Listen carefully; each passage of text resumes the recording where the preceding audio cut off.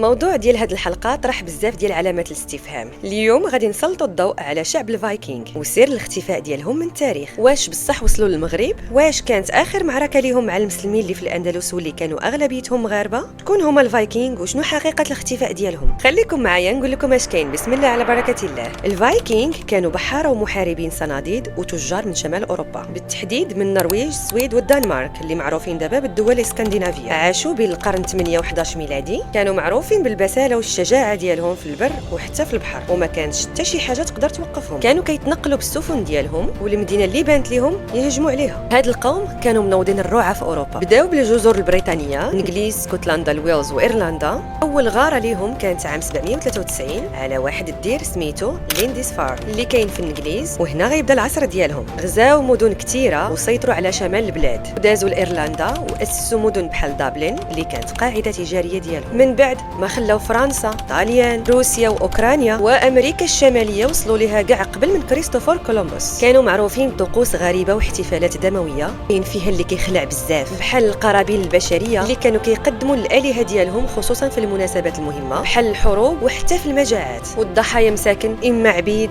واما اسرى. اخي بطقس دموي كانوا هاد المساخيط كيديروه واللي كان معروف بنسر الدم، غير السميه بوحدها كتخلع. عرفتوا واش كانوا كيديروا فيه؟ كانوا كيشقوا ظهر الضحيه، كيخرجوا الريه ديالها بطريقه وحشيه، وحتى الكنايز ديالهم كانوا في شكل. مثلا المحاربين الكبار والفايكنغ اللي لاباس عليهم كانوا يا اما كيدفنوهم في قبوره حجم ديالهم كبير، لا كيديروهم في سفينه كيحرقوهم. الرحاله المسلم احمد بن فضلان وصف كيفاش كانوا كيدفنوا الملوك ديالهم، وقال انهم كيضحيو ببنيه من العبيد كتدفن حيه مع الميت باش ترافقوا في العالم الاخر. يا الهي.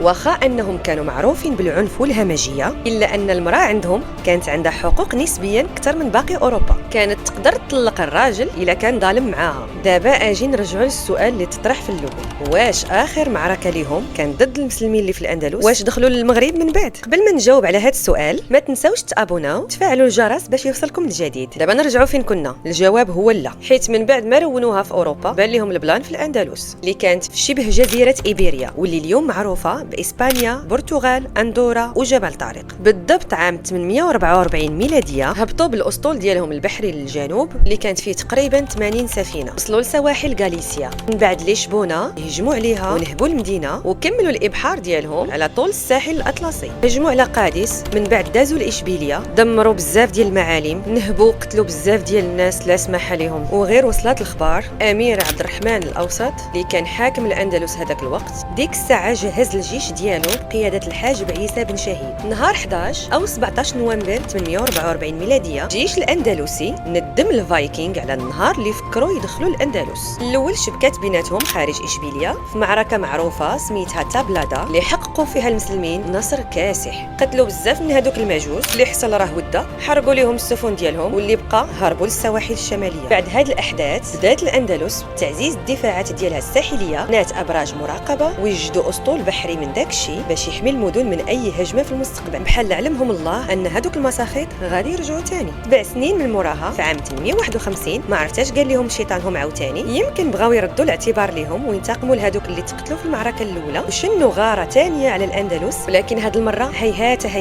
جاتهم القضيه صعيبه فضل الاستعدادات والدفاعات ديال المسلمين. وبما انهم القوم اللي ما يحشم، سنه 859 ميلاديه حاولوا يهاجموا سواحل المغرب بالاخص طنجه، ولكن واجهوا مقاومه شديده من القوات المغربيه. غير اجي ودخل الحصول بعد هاد 3 الهجمات اللي فشلوا فيها كاملين ضد المسلمين اللي في الاندلس والمغرب، سحبوا نهائيا من العالم الاسلامي، والعلاقه اللي بقات معروفه بيناتهم كانت تجاريه وثقافيه فقط، حيث الفايكنغ كانوا كيتاجروا مع مختلف الشعوب. المغرب كان واحد من المراكز التجاريه المهمه. اما بالنسبه للاختفاء ديالهم تاريخيا ما كاين موراه لا سر ولا والو، غير كانوا بزاف ديال العوامل اللي حولاتهم من غزاة ومهاجمين الملوك مستقرين في اوروبا، بالضبط في البلدان اللي غزاوها. يعني بدلوا غير نمط العيش ديالهم، اسسوا ممالك بحال نورمانديا اللي في فرنسا وكييف روس اللي في اوروبا الشرقيه. بزاف منهم اعتنقوا المسيحيه. الدين الجديد بالنسبه لهم خلاهم يتخلاو على اسلوب حياتهم القديم.